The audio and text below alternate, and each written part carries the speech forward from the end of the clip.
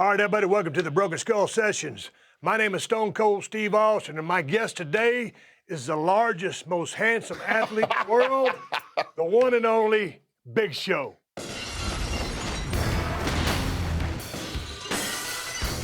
How are you? Good, my brother. Good to see you. Don't be afraid to lay it in there. I'm not. Give me this one right here. How you doing? Oh, wait. That worker's handshake? God, I haven't done that in so long. Yeah, there's. Hey, give me. Yeah. Don't worry.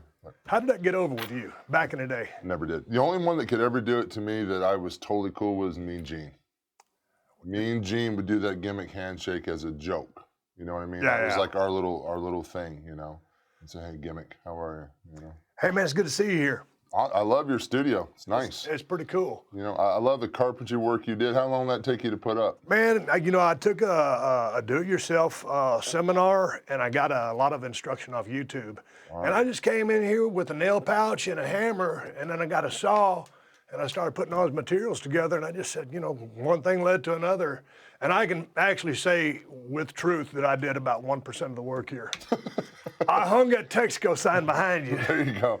Yeah. Hey, man, I'm a little disappointed in you, and I don't want to start this show off on a bad note, but disappointment. Okay, what'd I do now? You've been in Los Angeles for about 3 or 4 days, and I ain't heard from you. Why didn't you call a brother up? True story. Oh, I love when you say true story. Yeah, I haven't been here since November, and everybody and their mother needed to talk to me when I was out here. And I knew I had a whole day scheduled for you, so I waited for that whole day. We got a whole day together? Well, I won't torture you I should that have brought bad. more beer. You should have brought more beer, yeah. Just get out here and get busy. Actually, Monday night, I was over at Joe Magniello's house, playing a little of that Dungeons & Dragons with Vince Vaughn, Kyle Newman, Dan Weiss, a bunch of other really cool cats. And that started about 5:30 p.m., finished at 3 in the morning. It's a tough trek to go from Miami out here to L.A. for a game, but the games are pretty epic. You know, they post some of the pictures online, and Joe goes all out with it. And, if you're a creative person, got a creative mind, it's fun. It's something different than watching the TV or doing something else. And it's good camaraderie, and it's funny because about 6 or 7 hours in, when the guys start hitting the scotch and the bourbon and stuff like that, it gets pretty ludicrous. Tom Morello actually plays with us, guitarist. Man, I've been wanting to talk to that guy, old Rage Against the Machine guy. Yeah, dude, Tom is an amazing dude. Amazing dude. Yeah, I'll hook me up. Done deal. Let's go back and talk about a little bit of professional wrestling, if you will. I'd love to. You've been wrestling in parts of 4 decades, and you told me 4 years ago. Did you see DDP come out and said he's been wrestling 5 decades after that? Like 2 weeks later, after they noticed that, Dallas goes, 5 decades. Hey, he's the world's tallest 6'4" guy. If you've done something, he had to do it better. Of course. And look here, man, look at the rookie days. Yeah. And there you are, big mitt up there. 500 pounds, about 480 there. I don't know there. Okay, you told me 4 years ago maybe you had 2 more left in you. So how are you feeling? How much longer you can keep doing this with all the success you've been having out here in Tinseltown? I'm great. I feel great. Body's great. I came back a couple weeks ago, did a little thing on Raw with Kevin Owens and Samoa Joe. I got that call on a Friday night at midnight. Literally, I was setting my alarm to go to the gym Saturday morning, and Vince texts me. 12:02 a.m. And I'm guessing he don't send a whole lot of texts. No, he doesn't. I think he'd rather pull his eardrums out and dive on a pitchfork than talk to me. But anyway, I look at the text, says, "Can you go Monday?" And I was like, Go where? "Go where and for what?" He says, "I need you in a match Monday." Single or tag? Tag. Yep, I'm good. Now, meanwhile, I haven't been in the ring in 2 years, bumping, working. And there's a difference. No matter what kind of cardio shape you're in, there's cardio shape and then there's ring shape, because your body has to learn how to breathe again, taking bumps, moving, not holding your breath. It's a thing. So I get there Monday. It was real easy. Got my feet, my toes wet. Good reaction. Very thankful for that. Come back the following Monday. We were tightening up the angle. It was basically to have a 6-man with me, Samoa Joe, Kevin Owens against Seth Rollins and AOP. So I got to take a bump from AOP, these 2 big monsters, and they're great guys, super funny. But I'm like, I haven't taken a bump in 2 years. Like, it's not natural to fall backwards. It's not. And I'm taking a double power bomb from him, which is not a bad bump. But when you're sitting there up on these 2 behemoth shoulders, and you're not quite as thick as you used to be because you've done all this dieting to get Hollywood pretty, you know, and I'm up there, and all day long I was sweating this bump in the back of my mind. And I'm just, well, you got to do it, you got to do it, you got to do it, you got to do it. So I get up there in a power bomb position, and I'm like this up there on top of it. I'm like a piece of steel. I'm cheering the whole deal, like, here it comes, you know, here we go. Acom, Oh, raise no, arm. No! Power bomb, center of the ring. I took the bump. As soon as I hit the mat, I went, oh, you put. Because it just like, yeah, you've done this for 25 years. You know what to do. You know what I mean? But it's like I was a citizen, and then I took that bump. I was like, oh, yeah, my body knows what to do. Like, my body completely didn't listen to my brain at all. It just knew what to do. Going way back, when you were a kid growing up in South Carolina, Right. was there an athlete that you looked up to? Was someone in wrestling or just Ric Flair and Arn Anderson, my two favorite wrestlers of all time. Because, you know, we had Turner and we had Georgia Championship Wrestling and then World Championship Wrestling. I knew who Hulk Hogan was. Obviously, I knew who Andre was. But, yeah, Ric Flair and Arn. I thought Arn Anderson was the toughest SOB ever. Like, he just had that mean mug look. And when he cut a promo, you knew he was going to get in somebody's ass and whip it. And I tell this story all the time, but when I was 12 years old, maybe, I was still riding a bicycle. I didn't have a car yet. They used to have shows in Columbia at the township. And tickets were normally like, I think like $8, $10, and like $12 or $14 front row kind of a thing, you know. I knew that they were coming through town. So I cut a bunch of grass and the whole deal and, you know, made some money. My mom was working in Columbia, so I had her throw my bike in the back of the car, jumped on my bicycle, rode over to the township. Because the Four Horsemen were in town and all that, ticket sales were damn doubled in price. I didn't have enough money to buy a ticket, literally. Like, I would have gone without a drink and food. I wanted to get in. I didn't have enough money. I remember standing in the back lot there on my bike, and I'm 6'2" on a bicycle, so I probably look like some kind of, you know, crazy South Carolina hillbilly that's grown that's riding a kid's bike. But anyway, and I remember Arn Anderson got out of a Lincoln Town car, had that polo shirt, that rope chain, those rose-colored glasses, you know, and just mean-mugged everybody when he walked in the building. And I remember thinking, like, I went back to school and said, that's the toughest son of a gun I ever seen. And then, you know, Marty Lundy years later became one of my dearest friends and mentors. So you didn't get a chance going to the show? No, didn't get in. You mentioned Andre. Right. What were your early impressions of Andre? Because at the time, I mean, you don't know that you're a giant. No. You're a kid, but you're a big kid. It's funny because remember Andre did Honeycomb. Come on, you guys, it's only a little. Giant! A hungry giant! Hungry for a big honey taste. I remember being a kid and after that commercial asking my mom, hey, can you make sure you get Honeycomb? And like, I changed cereals. Like, you know, that's a pretty big deal when your kid changes cereal, you know, like, Oh, yeah. you know, she says, why? I said, because I want to be big like Andre. So, wish granted. There's really only been two giants in the business of professional wrestling. And someone could argue the fact, okay, Steve, you got Giant Gonzalez. There was Ron Reese, who was around for a cup of coffee. Big John Studd. Giant Baba. But I mean, when I think of the Giants, I think of you, and I think of Andre the Giant. So to me, it seems like you're always compared to him. Right. How is that? It's a unique place to be in. When I first started, it gave me, because that's the way wrestling was done back then. And if you want to give somebody validity, they were related to someone else that already made a name. You know, Arn was related to Ole, that, you know, that kind of a thing. So it gave me some credibility. Like I came from a good lineage, so to speak, as a character-wise. But it was difficult because I didn't feel like I worked like Andre. I was really too athletic for my own good back then, I think, too. I agree, but when they introduced you as Andre's son, a blessing or a curse? Because you said the good, but what about the backside of that? The backside of it sucked because there were so many people that loved Andre, that truly, truly loved him. And it was very hard to have, because I'm, you know me, I'm a pretty nice guy, but it was very hard to have sincere fans come up and shake your hand and get teary-eyed and tell me how much they love my dad and love watching my dad. And I'm like, my dad was a mechanic. I mean, I'm glad, you know, in my mind, like, I'm glad he moved you that well while he was changing spark plugs, but I get what they were talking about. They loved Andre. And I always felt a little shady, I think, because the business was protected back then. Kayfabe was actually still a real thing, you know what I mean? And then over time, you know, with the internet and everybody knew better, it was a little bit easier. But I still get that sometimes, especially through the South. I still get people that are fans for 40, 50 years who will come up and say, I love watching you and your dad. So it's still there. You said, you know, you're probably too athletic for your own good. When you came into the scene, I mean, you come in, you beat Hogan in your first match. Right. Halloween Havoc 1995. Right. That was my first match. First match. Now, where were you on the Richter scale of being an accomplished hand in the ring? Because, I mean, to me, when I see you here, I see tremendous potential, tremendous talent, a great athletic ability. But, man, I don't see that you're connecting everything. And No. Very, very, very green.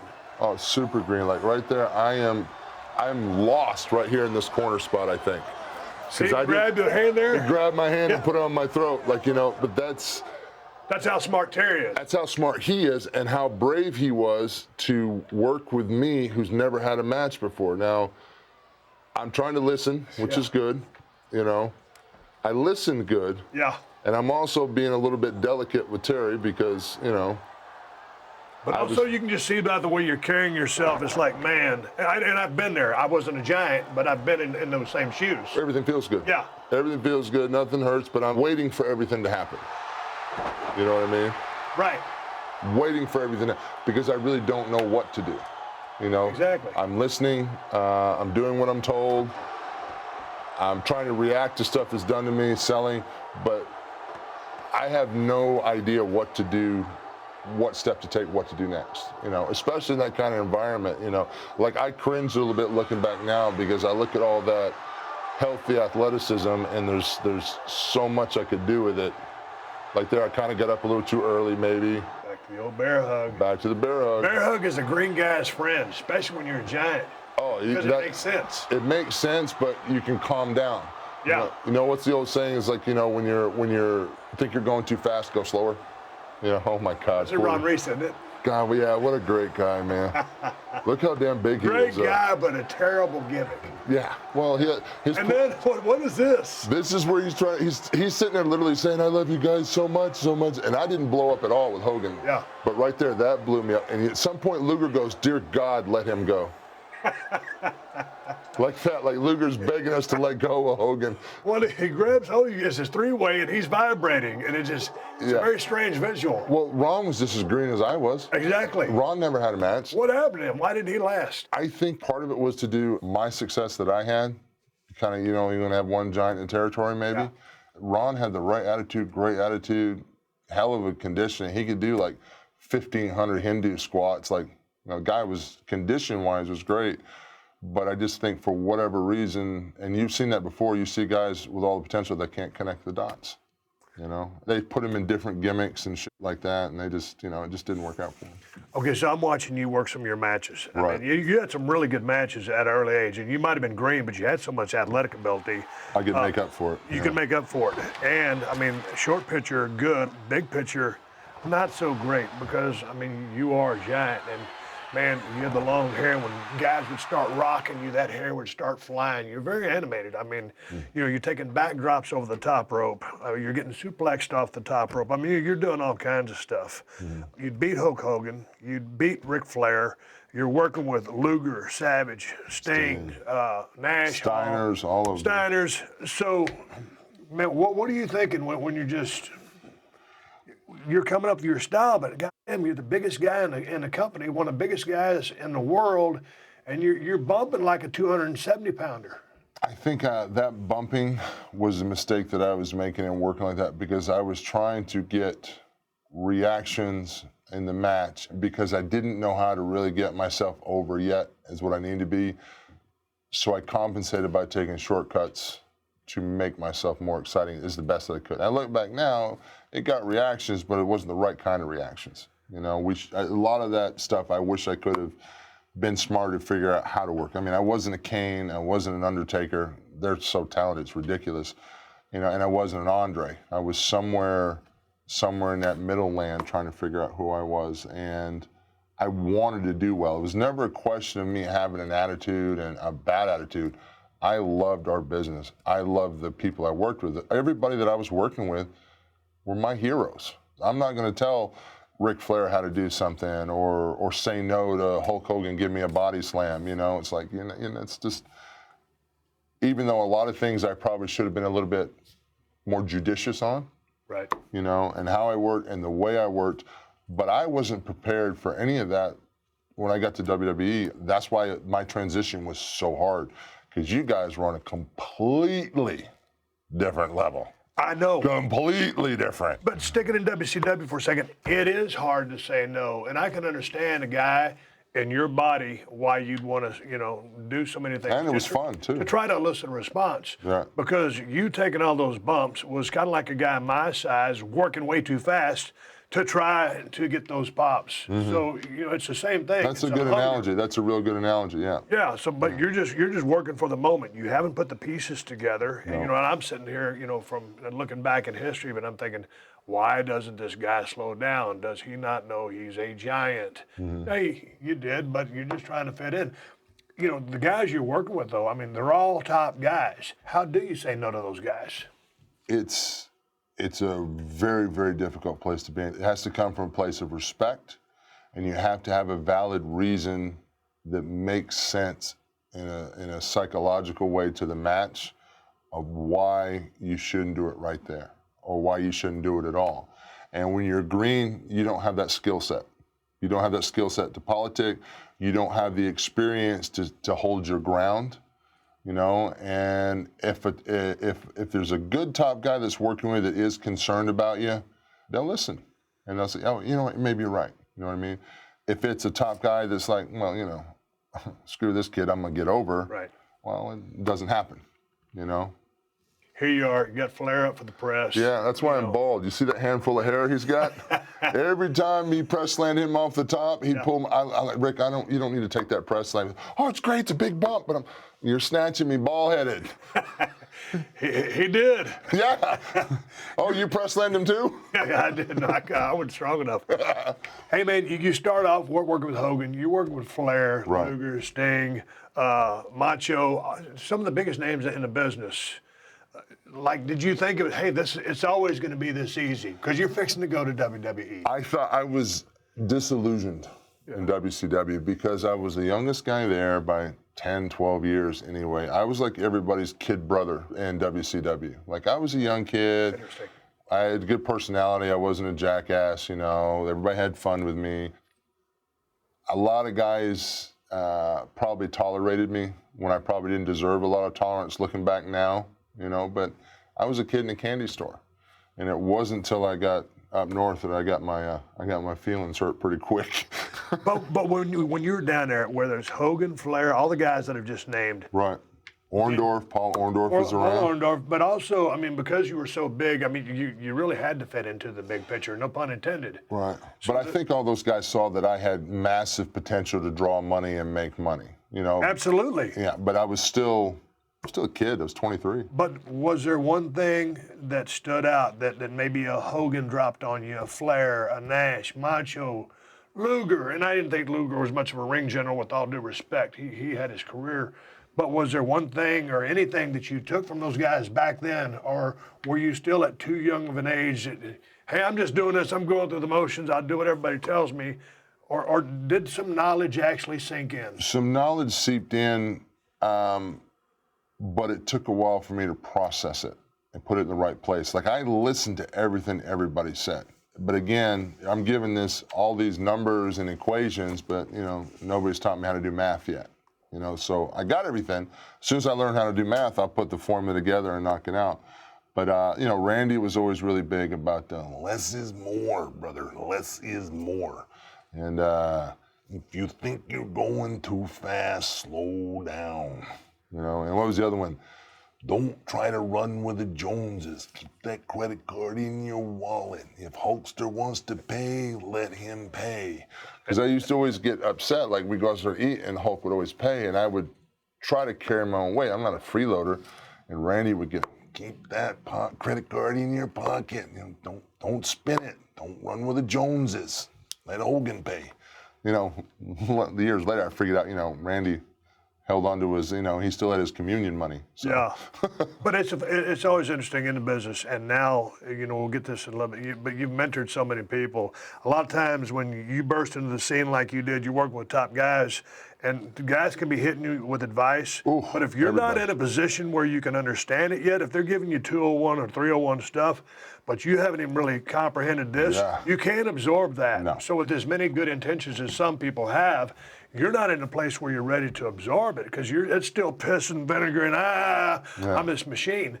When I watched some of the film back, I mean, one of your go-to, your de facto things was the loud voice, which we see a lot out of Braun Strowman right now, and it's too much. Yeah. So that was kind of one of your go-to things as a time buyer or trying to elicit the response that we're all craving. That's insecurity. It is. Because you don't know what's next. Oh my God, I got to do something. I need a reaction. I'm still here. I'm present. Rawr! Yeah. As I look now, as somebody that's experienced, I was thinking about what I was doing. I was afraid that, because when you're thinking in your mind, you think you just have 5 minutes of thought process when you've had nanoseconds. But it feels like I need to hurry up. I need to do something. I'm not hearing nothing. I'm not hearing nothing. Yeah. Let me do something. You know? Dude, you had such a good look. It's just a young buck.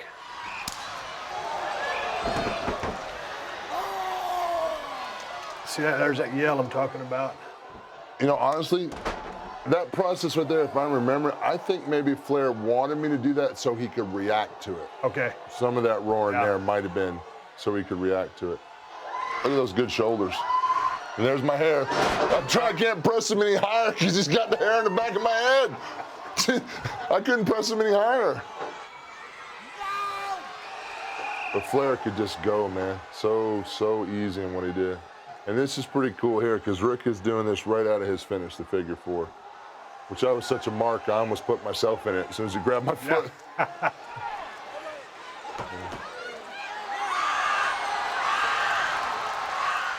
There we go. Really took care of him. Yeah. Well, he's one of my heroes, man. Yeah. One of the worst things I ever had to do with Rick is we had a match, an ECW match where I'd have a thumbtack match with him, and I had to body slam him on thumbtacks. I didn't want to do it. Like, it really tore me up inside to slam, you know, your hero as a kid on thumbtacks. I always rib Flair because one of the things I found in working with him, you know, I was always anywhere between 250 and 270. He's the world's heaviest 240-pound guy. You try to give that guy a regular suplex, forget about it. About this and then high. he's the GOAT. Yeah. So he's my all-time favorite. Yeah. All of a sudden, you know, we would really go into the Monday Night Wars. And then, you know, you would have your run. You'd do some stuff with the NWO. Well, it's the whole thing. The NWO thing was, you know, that's why, like, you know, the NWO is going to the Hall of Fame this year for WWE. And that's great, and I'm happy for those guys. But the NWO, now that I'm older, you know, I want to give them a double Stone Cold salute. You know, I mean, and this is me personally talking. Great faction, Attitude Era. But you look at what the NWO did business-wise. Made the Attitude Era hot, all that stuff. I joined the NWO because they beat me and they threw a party on me. And then they didn't want to give me a return. So they didn't want the comeuppance back. So what's the best way to, oh yeah, brother, come on into the group, bud. Come on, too sweet, you know. I was young and naive. Those guys weren't naive. Scott, Kevin, you know, Terry, they weren't naive. They're like, yeah, we'll put this big guy on our side. Then, you know, because I was green, I was easily pushed along, you know. Should have been, yeah, I'll drop the title, but somebody's going to have to feed me eventually. So in looking back, they got one over on you. Yeah, they got one over on me a lot. And they got one over on a lot of guys, too. Because I remember one time we pulled up, there was like 4 limos and 40 guys in the NWO. I'm like, who's left in WCW? Sting? Yeah. You know, Sting was the only guy that wasn't in the NWO. So How was he to work with? Because you caught him when he was still wearing the lime green stuff Great. with the spike, and then, you know, with the crow stuff. Sting And y'all was- had really good chemistry. Steve was just a consummate gentleman to me. He was very nice, saved me from making a lot of mistakes, because Steve would always talk to me on the side like, hey, you know, might not want to do this, might not want to do that, you know. We played cards all the time. You know, it wasn't the Jim Duggan gin lesson that cost me $150 when I learned how to play gin. Yeah. You know, still love that one. Hey, kid, you know how to play gin? No. You want to learn? Sure. $150 later, I knew how to play. Ho! Sting was great, and Sting liked to tell the story of kind of like maybe like a Giant Baba type deal where it took everything to take me down. I remember Sting I would stay on my feet, rock. And then once Sting got his offense going, he would jump from the top turnbuckle, because you know how athletic he was, and drop an elbow to the back of one knee. And I would start to go down. And he would do that, and I would just turn and feed my back to the corners, and he would almost hit all four corners of attacking that one knee.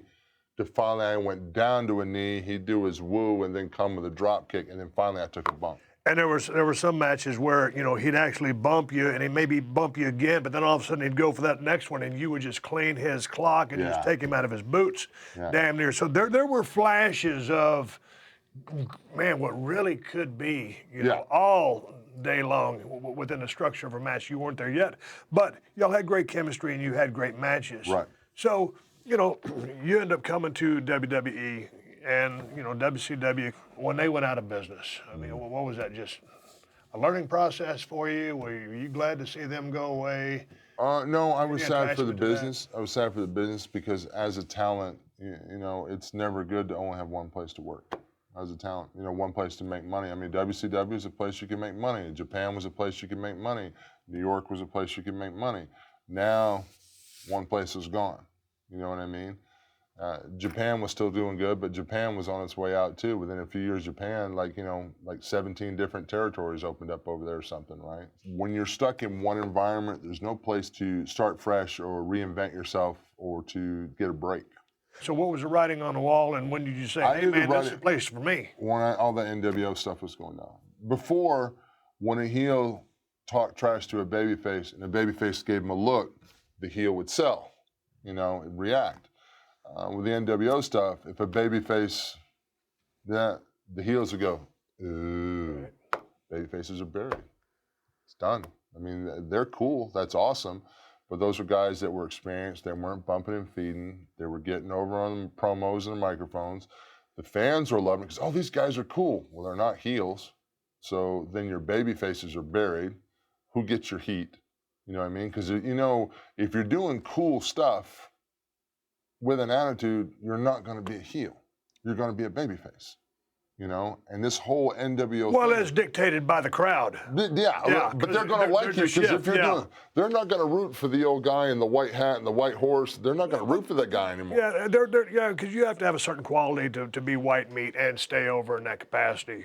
Right. And when the heels are cool and they're doing things to just kind of pop you, they become the babies. Yeah. But just from a contract level, did your contract expire? How did WWE reach out to you? Because way back in the day, there was a promoter you went to a show to see about getting in WWE. Tell me this, true or false? Yes. And that was Bob Collins. Bob Collins. Yeah. You told him you didn't have any experience. All of a sudden, he says, "No, we got nothing for you." Yeah. You're a 7'2", 500-pound giant. He says arbitrarily, "We got nothing for you." Explain to me that. I had Chicago Rosemont. Yeah. I had gone to. I was an autograph signing before one of the shows. It was Bret Hart, Luna Vachon, Bam Bam Bigelow, and someone else. It was autograph signing there. I showed up because I wanted to meet somebody because I didn't have the internet. What do you do? Things were different back then. Things were different. I showed up and I got the full leather trench coat on. I'm dressed nice. I'm not dressed like a slob, Hair's all long, and all the kids were coming up and talking to me. Like, who are you? Yeah. And I'm like, I want to be a wrestler. The stupid stuff you say. Yeah. And the kids were going to the autograph because the guys were all in different corners. And Jeff Jarrett was there too. But the kids were coming up and talking to me. So I was screwing up Bob's autograph thing, So he asked me who I was and what I was doing there. I said, I'm 22 years old, blah, blah, blah. He says, well, we only hire people that are experienced. So, would you please leave? So I left. And Bob was a good dude. Dude, he apologized when I got up here so many times. And I'll tell you something that's even funny. When I went to the Monster Factory in New Jersey, trying to get trained, because that was the thing, you know what I mean? It was trying to find a place where you could learn how to work. And you think, okay, Larry Sharpe, Bam Bam Bigelow, Jersey, okay, we'll try it. And I remember paying the entrance fee to train at the Monster Factory. And then Larry Sharpe went on vacation. A long one. Well, yeah, it took five. I gave him $5,000. He went on a vacation somewhere because that kind of a thing. I didn't really learn much. The only thing I knew how to do was hit the ropes. I had no offense. I didn't have a finish. I could hit the ropes. Hey, when you started hitting the ropes, did you ever think, hey man, these motherfuckers might just break? A little There's bit. not too many guys hitting the ropes your size. A little bit, and then I just once I learned, I didn't really learn how to hit the ropes, so Terry Taylor showed me how to protect myself. Like when I got my tryout tape, I set up the video camera at the Monster Factory and I hit the rope for like 3 minutes because that's the only, I could hit the ropes in one step, so I could move, and that was the tape that I showed Bischoff in Atlanta, and that's all I had because I didn't really have a match, so. How was your dealings with Bischoff? Good. I mean, I think Bischoff at the time, when working with me, saw a lot of potential with me and what we were doing. But I think at the same time, it was a hard position for Bischoff to be in because he was handling a lot on his plate. I don't think he was prepared to handle in a lot of ways because he was young then too. And Eric, I felt like at that time was very influenced by who was sitting next to him, whether he was sitting next to Terry or whether he was sitting next to Scott and Kevin. And those guys are the greatest, make you feel like the most important guy in the room. Yeah. And those guys, he was like a pendulum, swinging left, swinging right, swinging left, swinging right. So almost caught him between a rock and a hard place. And he got himself that job, and props to him. But man, all of a sudden you jump into that deep water, there's a lot of shit going on. There's a lot of sharks there that know how to prey upon that stuff. But speaking of sharks, you came into the WWE. Woo! And so, right to your big story, myself and Vince McMahon, right. St. Valentine's Day Massacre. Right. And we've talked about that, but you made your entrance. You come through that damn mat and started slinging me around. Here I am buying some time. God, that's such good stuff. Oh, yeah, I'm talking to Vince. Hey, man, is this motherfucker here yet? And I'm talking trash. I'm buying time. This is the creative way. Here you come. Oh, what a visual. Oh. See, watch. You're like, man, I'm slinging your poor ass. Okay, you're about to throw me through the cage, and this is what helps me win the match. Dude, you picked me up like I weigh about 30 pounds. Yeah.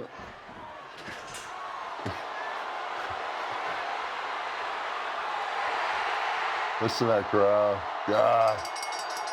Now, see, we talked about this on the last time that we were on the podcast, but I wanted to just take these crazy bumps for you, but you are so strong. You couldn't. Yeah, I mean, and the distance was so short, we needed to back up from one rope to the next. Yeah. And you were so strong that I was trying to take these magnificent bumps for you, but they were like shoot bumps because you're just pinballing me. And of course, I dropped off. I don't know, we should have done something then because that propelled me to stay with Vince. We did the following week. What did we do? We had a follow-up match that following week, and this is where I made a critical business mistake. What'd you do?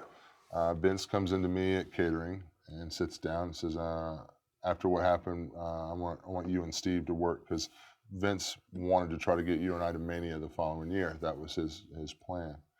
And asked me what I want to do with you. Again, super green, don't know what to say. Just know that I'm brand new here, I'm not a jerk, I'm ready to get along, which is the worst thing you can do in that place. I said, I don't know. Whatever you guys want to do, I'll put Steve over. I mean, I was trying to show that I was, again, a good attitude and a good business person. You know what I mean? When actually I was a shitty business person. And, you were selling tickets and selling merch. And you know how Vince is when he has that, he's like, well, this guy's not going to stick up for himself. Fuck it, I'll feed him to Steve. And that was that. Boom. And then you and I were done and you went on somewhere else. And I think a lot of that too is I had the look, but I didn't have what it took to be in that spot yet. And I agree with it. But if I could go back in time and know what I know now, I said, I'll beat the living shit out of Stone Cold and I'll steal his truck and drive away, whatever. You know what I mean? Yeah. But when you come into the WWE locker room at that time, I mean, man. Is it tight? It's not that friendly. Everybody's making the same money in WCW. Everything's guaranteed and paid. It was like you walk in, you're taking somebody's spot, somebody's lunch money, somebody's TV time. It was not friendly. And dude, I'm Stone Cold Steve Austin, so I am where I'm at. And I see, potential dollar signs. Right. But to everybody else there, and obviously I see you have great potential, Right. great You know talent. what my boxing trainer used to say about potential? What? It's a French word for you ain't worth a shit yet. No, but goddamn, you're big. Yeah, exactly. So- What's Booker saying? You're a big guy. Yeah. Big guy. I love Booker. So, okay, you walk into the dressing room, man. It's a whole different mindset because you walk in, it's like, man, ain't big dude. But fuck him. Yeah. Yeah. That was exactly How long did it what I- take you to blend in? Who did you go to? How did it feel? Because now you're a stranger in a strange land. Well, I first started riding with Public Enemy. That's how bad it was. Yeah. You know. All due respect. No, all due respect, but top shelf guys weren't talking to me. You know, it wasn't. I mean, How'd everybody else treat you? Rock was good to me. Rock was very nice to me, and Rock was doing his own thing and building himself as well. You know, I was too lightning rod hot in the locker room to be friends with. Right. You know what I mean? And that's just, I was a new guy. I was a big guy. You know, I got in that big contract, all that stuff that pissed everybody off. You know, so it was difficult. You know, I ended up making friends with some guys after a while. Billy Gunn, you know, was actually pretty cool, and Billy tried to help me a lot. Okay, but you come in WWE, and man, you've been in the business 5 years, 3. 4, okay, 3. 3.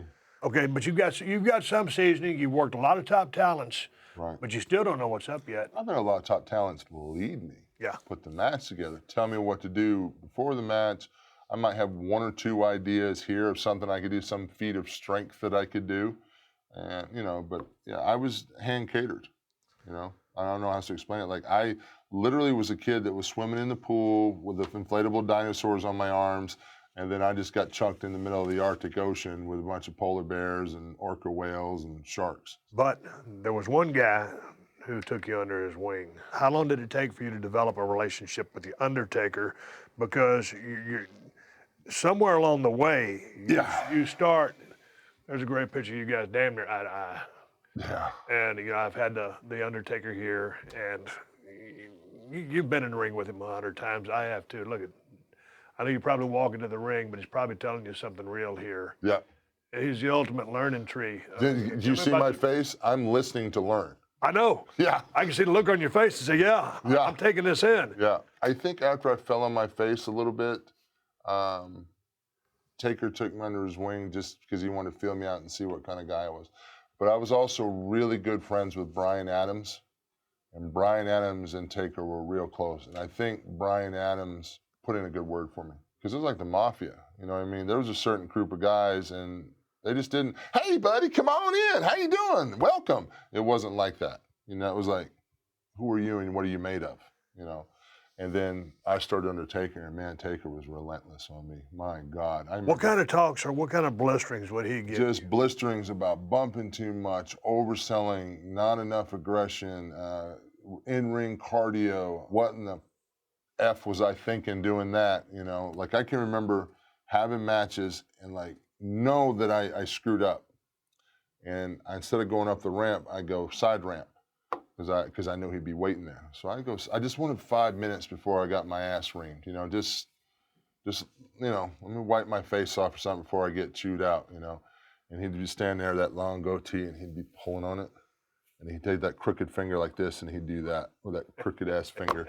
And you just, God, you know, you go over there, and then you'd sit down, and, you know, I'd get, which was all good stuff, but it was like, you got to work like a giant, you know. But that's great. But that's so goddamn vague. What does it mean? What does it mean? Because I got Vince telling me one thing, Pat Patterson's telling me another thing, Jerry Briscoe's trying to help me. Like, these were all people that I respect. You know, Vince is my boss. He wants me to do this. But then I got the boys. Well, you can't always listen to him because he doesn't know what the hell he wants. So for me, it was so frustrating. I remember driving my rental car down the road by myself because I didn't have anybody to ride with. Just thinking, you know, I should just run this into the bridge and get it over with. You know, like literally you're riding down the road thinking because you love what you're doing. You're so in love with the business, you're in love with watching people that can work and do it and make it look easy and are having so much fun. You know, watching you guys and Taker, you guys had so much fun. I wanted to have fun too. You know, you have those thoughts as a talent because you're trying to click your on button so you can get it. You were cussing yourself out. You were looking at yourself in the mirror, brushing your teeth. Like, you look in the mirror, why don't you get this? Why is this? Are you stupid? Is that what's wrong? Are you stupid? You're stupid, aren't you? You dumb? You know, like I remember having these conversations with myself, trying to figure out whatever it was, you know, and Yeah, it was but a you were tough- having success. I mean, we talked about it. We talked about it a lot. I would have home runs, and then I would have, you know, strikeouts. You know, and you told me, he says, you've got to get consistency. He says, work for consistency now. He says, keep putting good matches under your belt, and make it a habit, you know. Because you have one good match doesn't mean you sit on your ass and like, oh, I made it, I had one good match. No, it's consistency, you know. And then, again, that was a hard thing because, yeah, I could have consistent good matches with a guy that I've had good matches with because I felt comfortable and understood what our relationship was. As soon as I would transition to a new opponent, there was always that could go either way because I still didn't know what was I supposed to do? Am I supposed to sell? Am I supposed to beat this guy up? What is my role? Because I didn't understand my place in the industry. I didn't see it. right. You saw the place in the industry. Taker saw my place in the industry, but I didn't see it. I'm still thinking like a young kid that's, you know, making more money than anybody in my family has ever made in their life. I'm traveling the world. I'm going to places I've only read about in books. You know, I see all these really cool guys having fun and, you know, like I'm a mark with a contract. I don't know how else to explain it. Well, no, but it's interesting that you explain it like that because Mark told me that when, you know, he goes from being Mean Mark the Punisher, all that stuff, you know, working this big man athletic style with the flying clotheslines and all this, because he was so athletic. You are too, going back to your WCW days, man, when people had you rocking, some of the bumps you were taking. I mean, y'all blowing the roof off that place. The crowd was really invested great for a very segmented time for a match, but to build a career off that, man, come on, man. That's not where the money is for you. So in talking with Undertaker, he had to slow himself down and realize that his pops were going to be different. And it was hard on him personally when all the boys were out there blowing the roof off the place having regular matches. Yeah. He's like, hey, I can do the same stuff that so-and-so God, doing, does but that less is more. It rips you in half as a big guy that's athletic when you know, oh God, this is a hot crowd tonight. Like we're in London's a hot crowd, or we're in Macon, Georgia, and you know it's on fire and it's loud. You know, you're like, oh, this is a great crowd. Like I can do this and this, but I can't.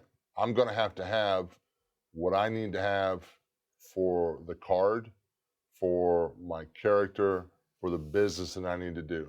Because yeah, I could go out and do sunset flips and moonsaults, and I can blow the roof off of it in San Antonio. Yeah. You know, that's great, but it's a burnout. Is it? Yeah, and is it going to get you to the top of the card won't. and to the top of the card for a long time? I just think it becomes a part where some people look at it, they're fascinated. It goes either way because some fans love that stuff, they're fascinated by it, and then some fans don't understand. And I think the ones that are fascinated also don't understand why that stuff is cool, but you don't invest. That's not your favorite wrestler.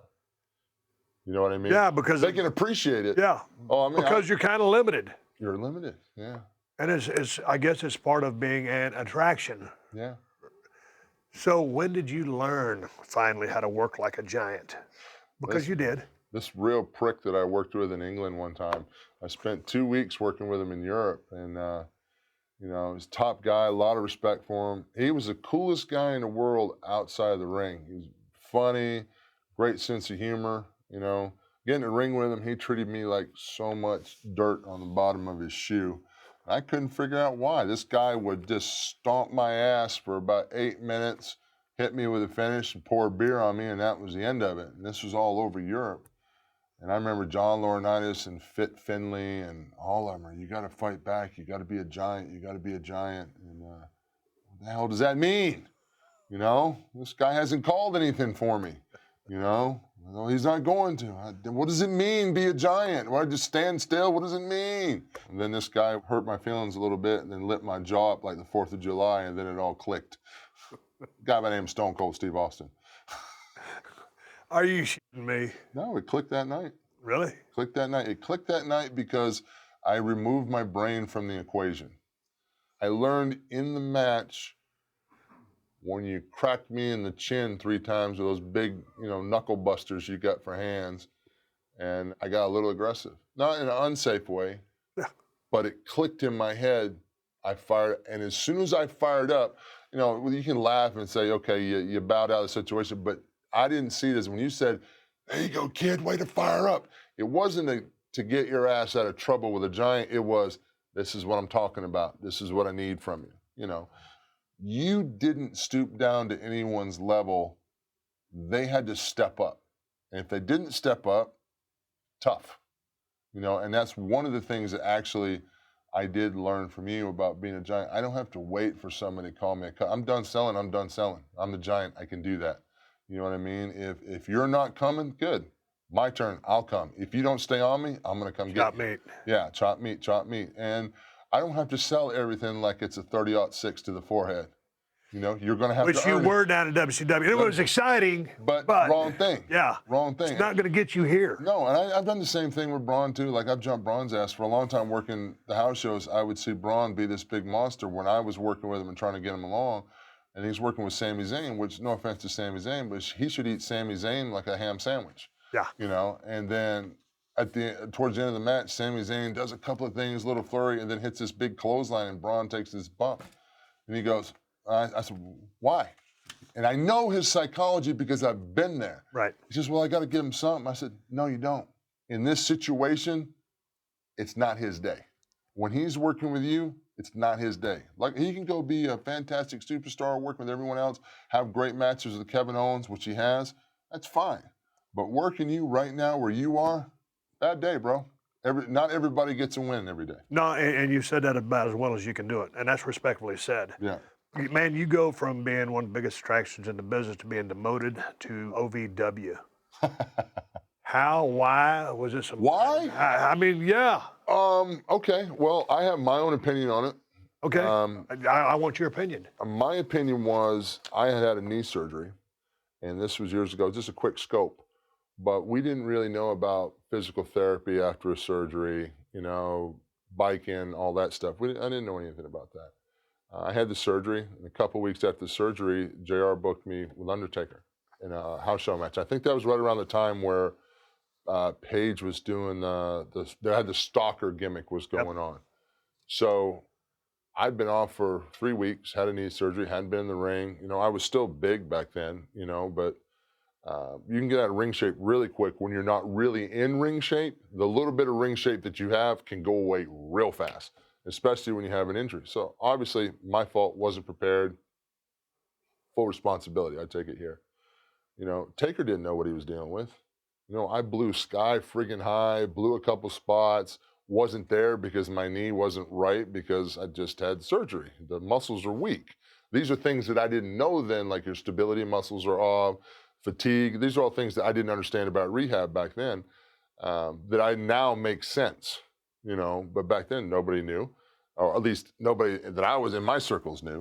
So I missed a couple of spots, blew up, and Taker was livid. I mean, livid, pissed, as only he can, because this is an important angle with him. You know, the house. And he doesn't want to come down. He doesn't want to be brought down. Especially when this is a thing that, like, I might be one of the potential stalkers, so he's on a mission. You know, when he turns it up, whoo, you know what I mean? It's on fire. And I wasn't there for it. And nor should I have been in that position, nor should I have been ready for it then, you know what I mean? Because we just had surgery, you know what I mean? So I went from main event in WrestleMania, you know, to OVW.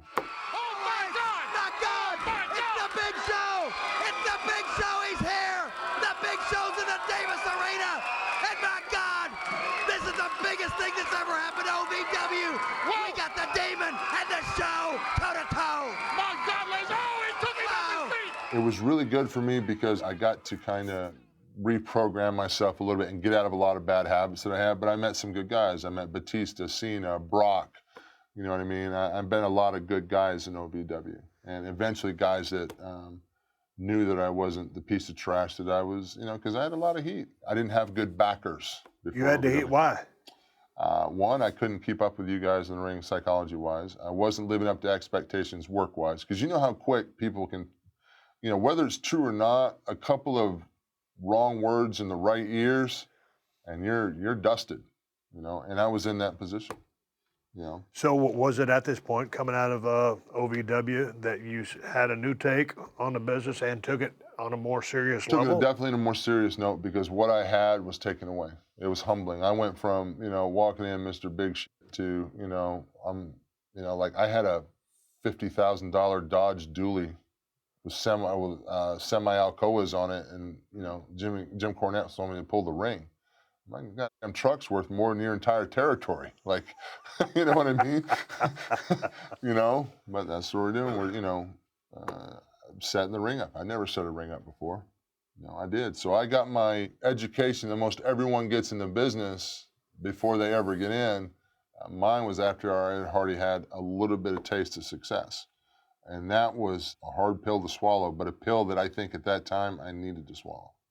Because I think that really eliminated a lot of the frustration, so to speak, and really started coming at this as like, everybody's picking on me. Why does everybody like me? I'm trying hard. Why can't people see that? To, no, you know what? This is a damn man's business. I need to learn to step the hell up. You know what I mean? And that OVW, even though it was a very expensive education, but it was worth it. Man, yeah, you can't put a price on No. learning a great lesson. So when you come out of there, you know Vince, and I worked in the company for a year or so before I really kind of started working on my relationship with Vince. Right. And once you get closer to Vince, and you know, the more you talk to someone, and you can kind of say, okay, here's what it's all about, or you know, some of my phone calls with him early on in our relationship, man, I was an idiot. Yeah, And I me too. kind of started putting it together. Yeah. Hey, this is not a guy you just fuck with on the phone. This is a guy This that, guy's pretty business. If you've got his attention, make it count. and it's the ultimate learning tree. Yeah. Yeah. So tell me about your relationship with Vince. Did it become closer then? And you know, like where are you at right now with the guy? I know you're doing other things, but I always tell everybody, and it was told to me when I first came to the company, man, you need to work on your relationship with the old man. Yeah. Yeah. Mine was spotty. I think Vince liked me. Yeah. You know, I think Vince really did like me, and to use that famous French word, potential. Vince didn't know how to bring it out of me. Vince knew I was a good person. It wasn't that I was a dickhead trying to shoot angles. I was just green and dumb. I don't know how to explain it to you. It's not that I was a dumb person, but I was dumb to the intricacies of learning how we work. You know, Vince McMahon doesn't call me. I'm like, hey man, what's going on? What you doing? Like, it wasn't like a buddy chat. You know, he's got X amount of time and he's donating his time to that. It's business. You know what I mean? If you get 5 minutes around the coffee pot to shoot the shit, then that's good. But, you know, right now, he's taking time out of his day to call you, be business minded. That took a long time. And I think my relationship really didn't start getting better with Vince until Laurinaitis ended up moving into TR. Because I think JR was really disappointed in my performances, I think, when I was there. He was always on me about my weight. Like, his biggest thing is, you know, JR wanted me to weigh what I do now. JR wanted me under 400 pounds and, you know, live longer, have a healthier career, you know, and I took that advice the wrong way. You know, back then I'm like, why are you paying? I'm one of a kind. I'm a quarter ton of fun. Like, what do you mean? I'm the big show. I'm the biggest living thing on the planet. Yeah, I didn't really have any aches and pains then. But JR was also talking from a place of experience of seeing how Andre broke down and, you know, passed away at 46. I think JR was trying to help me, but that rubbed me wrong because I just thought JR, for whatever, had it out for me. Where he was still trying to teach me old school lessons, but I took it as him like, what, man? I thought we were cool. Why would you do this? Like, I don't get it. In your dealings with Vince, because he'd worked so closely and so long with Andre the Giant, and here you are, another giant of a complete different mindset, personality, and English speaking. You know, and Andre spoke English, but from French, he wasn't the most eloquent person Right. in the world. Did he make? Did he? Comparisons? Yeah, some. No, Vince never put me in an Andre category. Vince, from day one, my dealings with him, Vince wanted more from me than Andre. He saw the size, he saw the presence, but he also saw my intelligence, saw my charisma, saw my charm. Like, Vince always wanted more from me, not to settle, you know? And I think that was a big thing that pissed Vince off when I first got there, because I was settled. I was just lumped in with the boys, and I was happy to be here. Vince never wanted that for me when I first started, and that was my fault from not really understanding the aggressive instincts that I hadn't developed yet, that took me a while to develop, that I just didn't have that skill set. Man, when I'm thinking about, giants and like when I was stressing to you when I was working with you, because I'm a serious guy, especially in that Serious? role. No, I didn't know that about you in the ring. When I broke 3 bones in my back, I started turning to some comedy that we did with Kurt Angle because I couldn't work. And you Right. can't get heat if you can't do anything, so you at least need to be entertaining so you don't flatline. But you've always had a penchant for being entertaining. And so you could have just been a, single-minded or just very limited giant. Right. But with your personality, you've had the ability to do so many things, and it's led you to the success you're finding now here in Hollywood. Talk to me about just the way you've morphed through some of the different incarnations of the Big Show that you've done, and some of the different skits, from whether it's being the showster or doing the stuff with Val Venus, Yeah. the gimmick stuff. There you are. Talk to me about this, because and you're one of the funniest guys I know. But also sometimes when you're doing stuff, it's not good for business. This helped, in my opinion, your longevity. That helped my longevity. Absolutely. To me, your ability or your willingness to go here, you couldn't have talked me into doing this with $1 million, because that's not me. Well, they paid me too. But you know what I'm saying. No, I'm kidding. No, but that's me trying to, again, I'm trying to find myself. I look at my job probably different than a lot of people. I signed a contract to work for WWE. I put my name on that dotted line. And it's kind of like an honor thing. I'm whatever you say, whatever you want me to do. Not understanding that sometimes you have to be judicious about what you do, but I had a lot of fun doing that stuff. And it was getting me on TV, and it was making moments, and it was showing a humanity to the audience it started making me endearing. Because the fans always joke, I've had more heel turns than NASCAR. Yeah. Because we would do that. We would take me to that funny, God, he's such a fun, cuddly guy. Look how entertaining he is. Look how nice he is. And then we'd find the right time, and I'd turn, and then I would be, try to reinvent that monster again. And we'd kill half the locker room on something, and then I would work with some guy and get him over, and then that would go so far, and then I'd get lost in the shuffle again. You've got a chance to work with Mayweather, and then I thought you were supposed to work at Shaq at one point.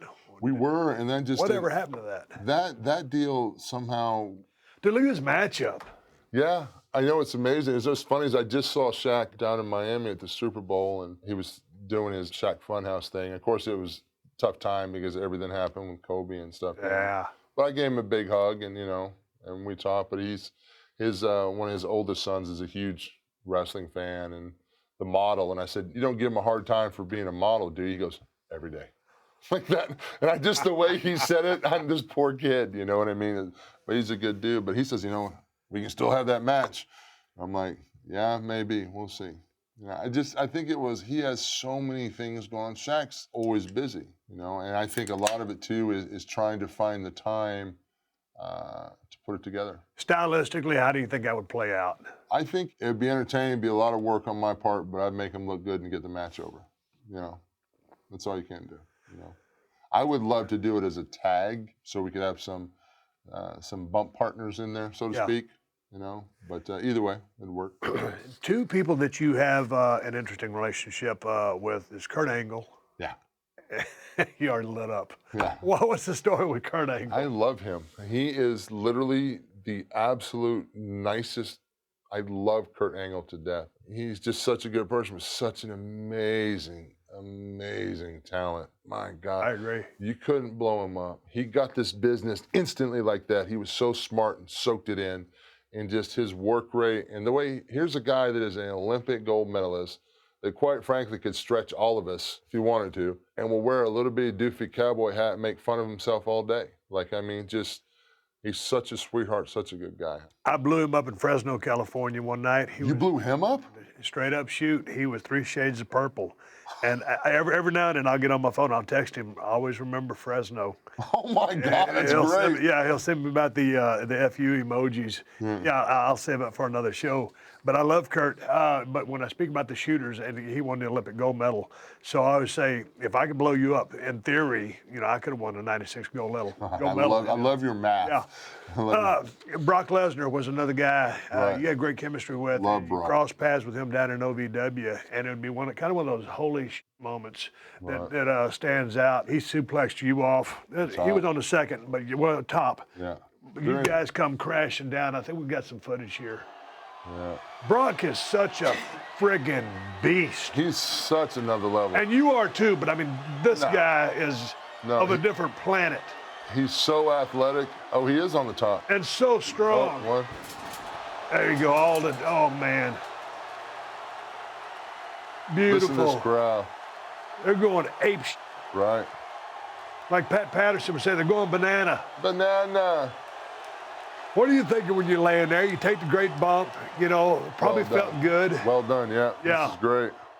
But when you do something like that, execute at high level, and place just comes off the place, you're just There's like, nothing. oh, that was good. Lightning goes right through you. Yeah. Like, I mean, there's no greater feeling in the world. There's getting a reaction like that and doing a stunt like that. And that's why when we redid that, I was against it because I had protected the business for years.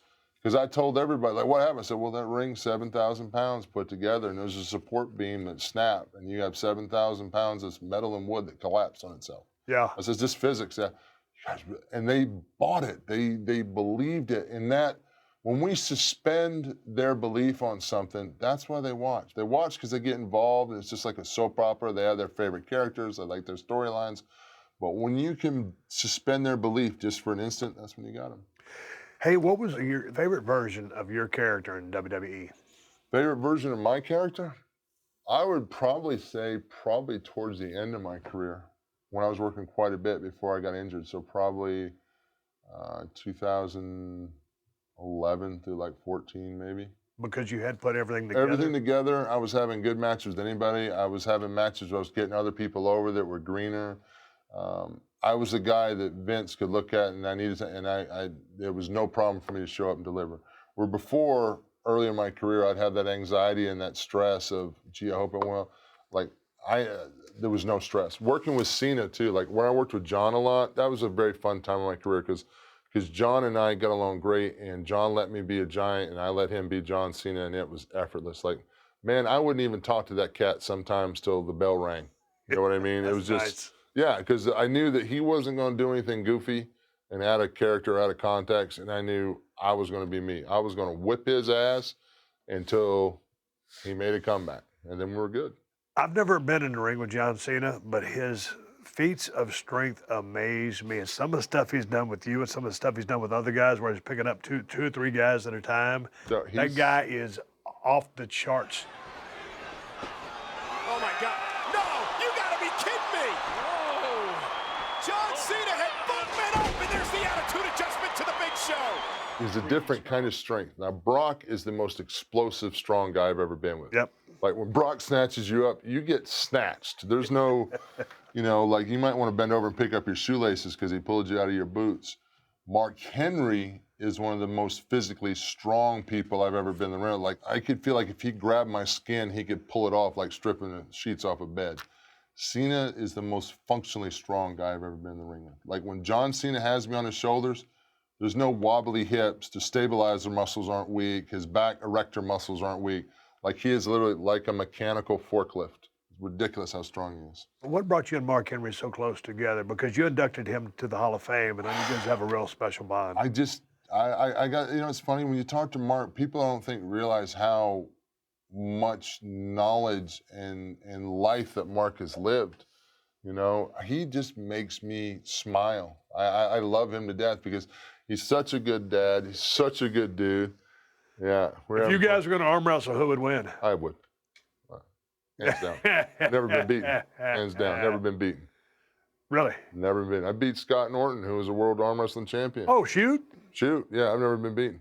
Oh, that's in that smart car. Oh my God. I was wondering what this was from. We did a thing on the pier in New York for SummerSlam or something, and this is the cops' smart car for going up and down the pier.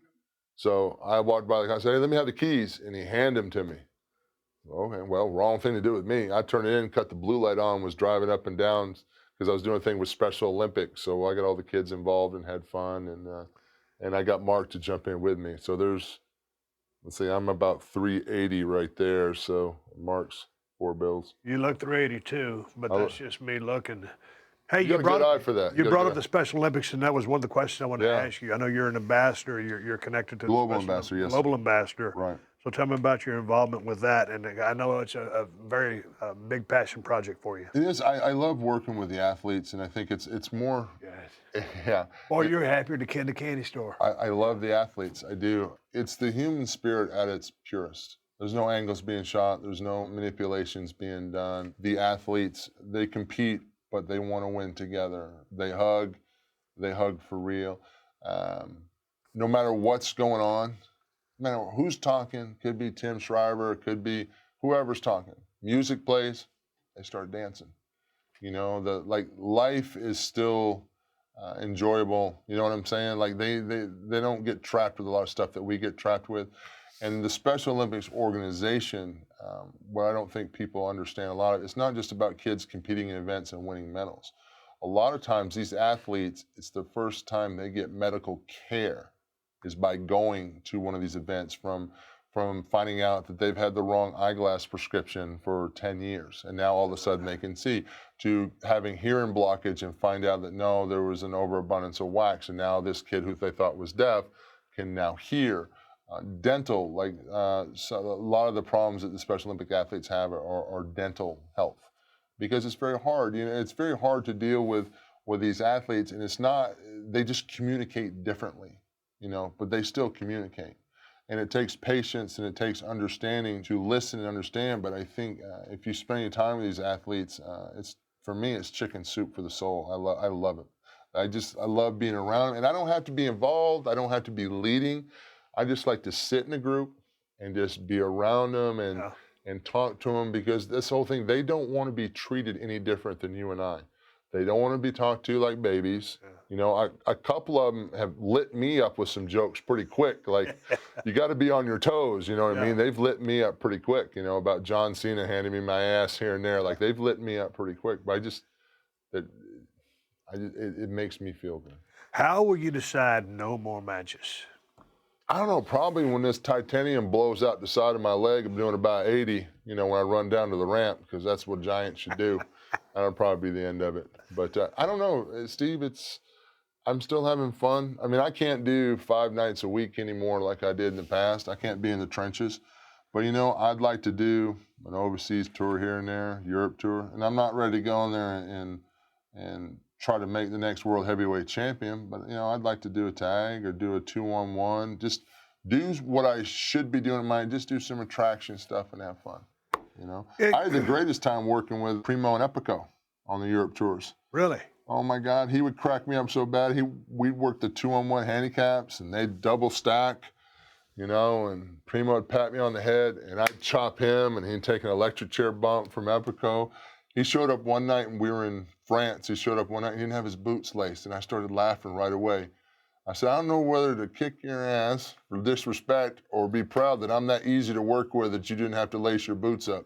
And you know how good they are. The Colombia, they're so amazing. But he didn't lace his boots up. They had me giggling the whole match because he didn't lace his boots up. Like, thanks for taking the time, brother, you know. Who's your favorite person to work with in and out of the ring? In the ring, John Cena, as far as just, we did good business, made a crap ton of money, and it was 0 headaches with John. Toughest, like, I knew I'd been in a fight with Sheamus. Like, I was covered in bruises with Sheamus. Like, I'm like, what am I doing? Like, I'm wondering if my liver's going bad, something's wrong with me. Like, why am I covered in bruises? Like, all my forearms were all bruised.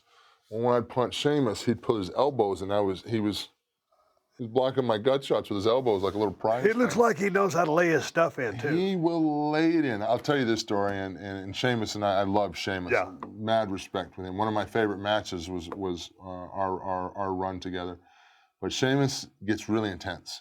You know, like, I mean, just full of piss and he did. I think he's older now. He's a lot smarter. But in the beginning, he was. So he used to do this spot where he would take a bump in a corner and he's sitting in the corner on his butt. And he wants you to come in to attack it. And then he front kicks you in the knee. Well, I don't pay attention. You know, first time I'm working with this guy, you know. I go walk in the corner, he front thrust kicks my knee. He about blew it out. I'm held together, bubble gum, paper clips, and a damn prayer. Like, calm down. And I tell him, I say, hey, man, if I'm coming over to get in the corner, just don't kick, because I can't move like I used to. You're going to blow my wheels out, you know. He goes, it just shows me fighting spirit. I'm like, I don't give a shit what it shows. Don't do it again, you know. So next night, same thing. You know, he lands in the corner, he's sitting on his ass. I'm like, I told you. He goes, come on. I went, no, get up. Like that. And he goes, no, come on. I'm like, no, get up. You look like a dumbass sitting there. I'm not coming in there and getting kicked. And I'm talking to him just like this. And you can see him go, big grumpy giant, like, you know. And as soon as he put his feet in, I came in and mowed him right in the side of the head with a boot. I said, I told you not to do that. You know, clubbing him, you know, but we're laughing while we're doing it. But yeah, just his intensity was always great to be around. He wanted to do every single thing in his arsenal when he was super motivated. Everything. I'm like, you don't have to get it all in.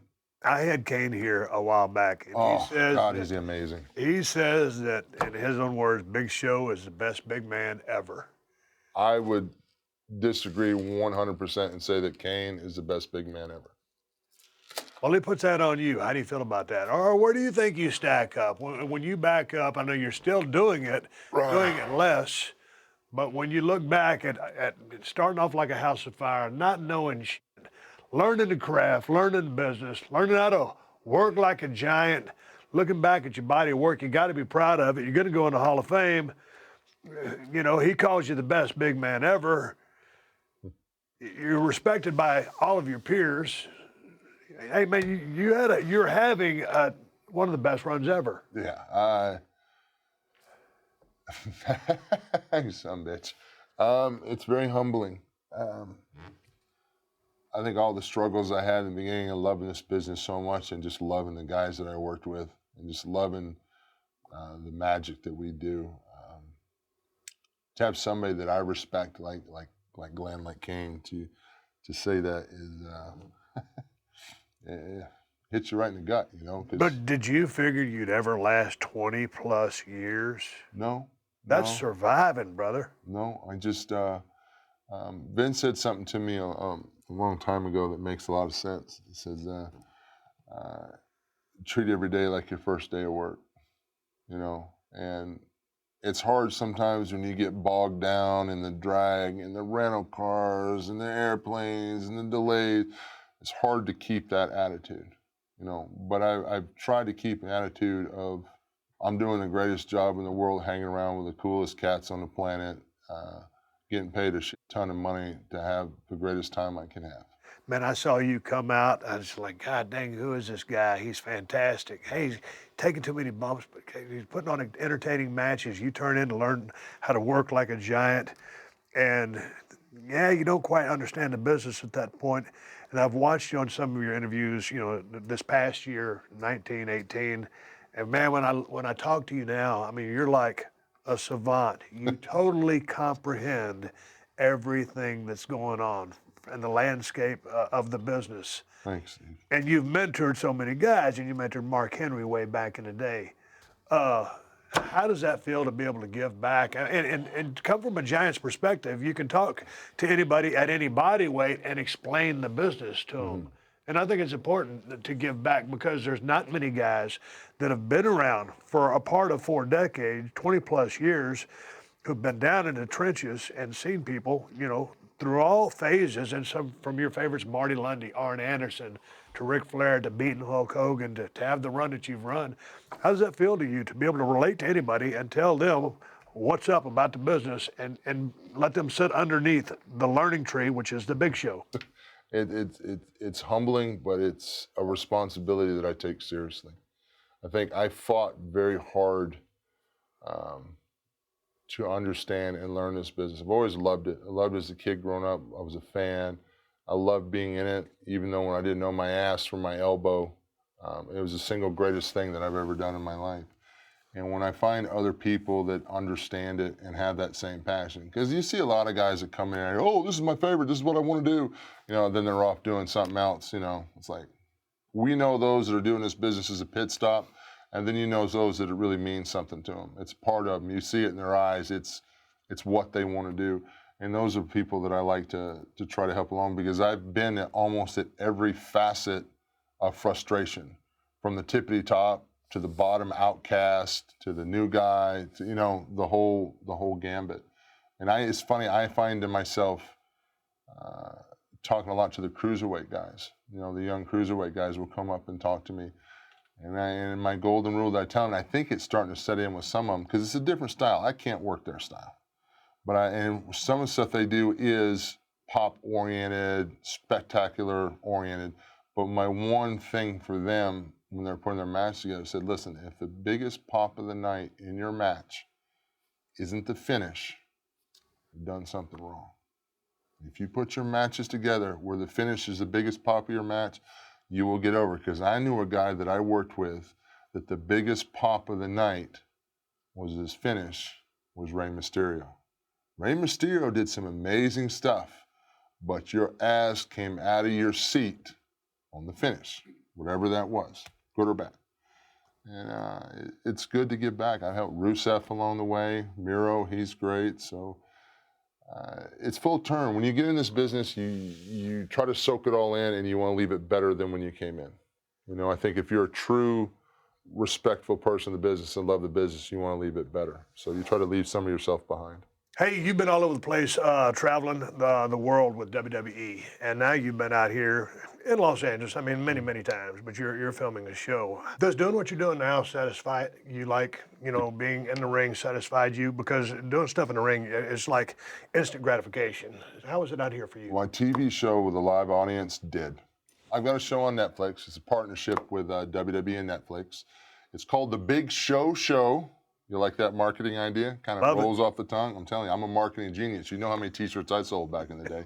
But anyway, regardless, it's an incredible, fun family show. The premise is I'm the Big Show character, retired, living in Florida. I have a wife and 3 daughters. I have 2 daughters that live with me, and my 3rd daughter is from a previous relationship who's 16, who moves in with us. So it's us in Florida with my 9-year-old, my 11-year-old, my 16-year-old, and Dad, who is usually on the road, is now retired and in everybody's way at home.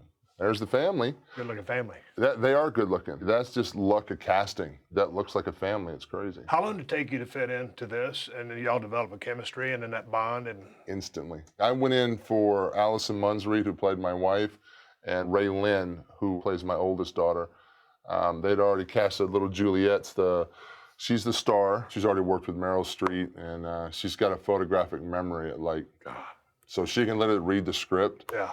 And she knows everybody's lines. And it's so great because sometimes, you get a lot going on, and just before we go up, I go, what am I doing?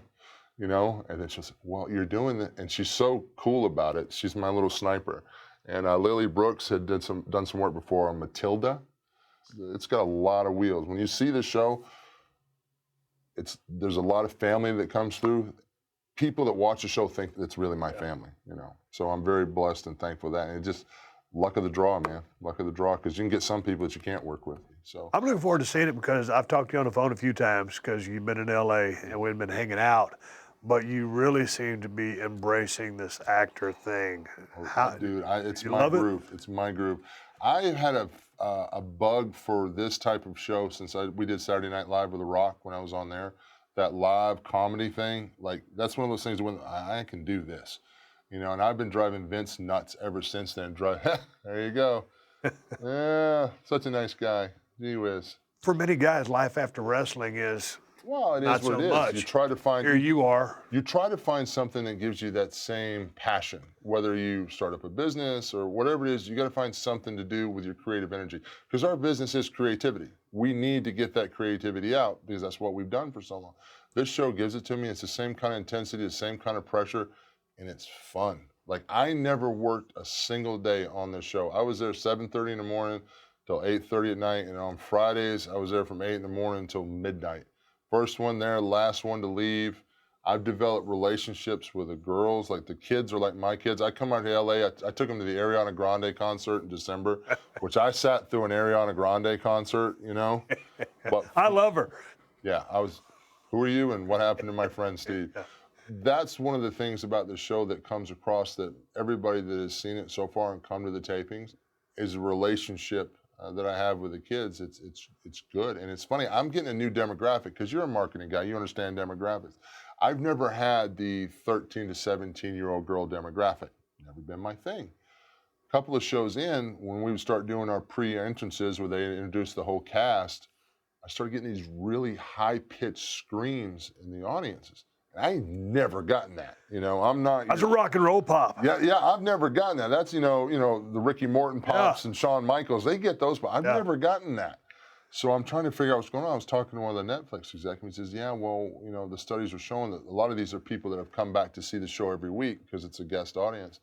And I'm testing really good with teenage girls because I'm the dad that they want to have. I'm fun, I'm protective, you know what I mean? I'm that cool dad. I'm like, well, that's a good demographic to have. So Netflix, look for it, The Big Show Show. My last question for you is, I asked you way back in the day, you know, what was the state of WWE when you first came in, and now what we're here now. In your mind, what is the state of the WWE right now, and where do you think the sports entertainment business is heading? I think we've never had more athletic talent ever in the entire business than we have now in WWE. Is that good or bad?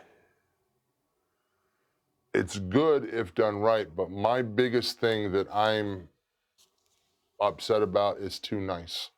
It's too friendly. People are too comfortable, too happy to be working there. I want to see, Vince would tell you himself, if you don't step on toes, you're never going to make it in this business. Right. You know, I want to see some toe stepping. I want to see somebody go. I'm not talking about somebody being a dick in the locker room. Nobody needs that. I want to see somebody that stands up, does business, and has that drive that if he has to eat through somebody, that's fine. We're not all friends. We're all not going to go to Chipotle and get salads together. You know what I mean? We're here to make money. You know, I think, you know, we're all not going to play Madden football on the computer in the back locker room. You know what I mean? I want to see people that are hungry. And I think we're really making good progress with somebody that I'm a huge fan of. And I know he's the talk of the day, but I was a fan of him and saw a lot of him back in the day and knew him and saw the frustrations that he went through and really empathized with him was Drew McIntyre.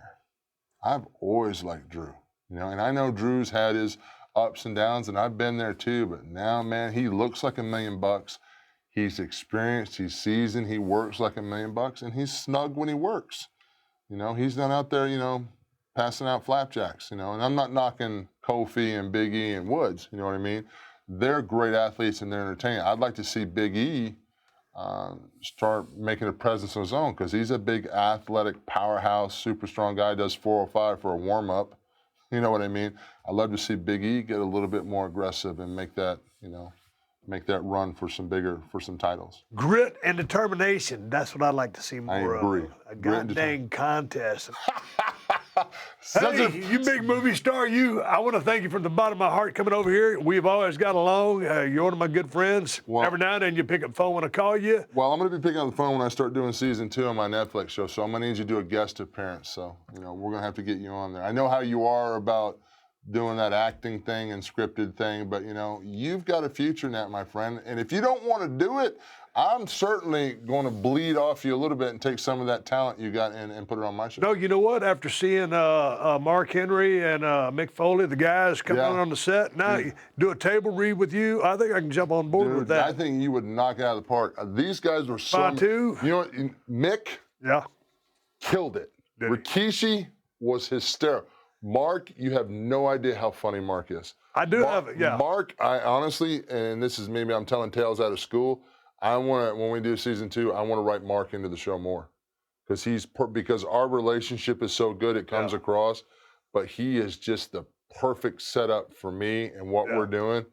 I want it so bad. A lot of things going on, but definitely want to get him back. And thanks to those guys for coming on the show, and they made that episode great. That episode is actually my anniversary. I take my wife on a wrestling cruise for our anniversary. Of course you do. Yeah, you know, and everything that can go wrong goes wrong. The Big Show, ladies and gentlemen. My name is Stone Cold Steve Austin. Thank you for joining us here on the Broken Skull Sessions. And that's the bottom line, because Stone Cold said so. Swig a beer.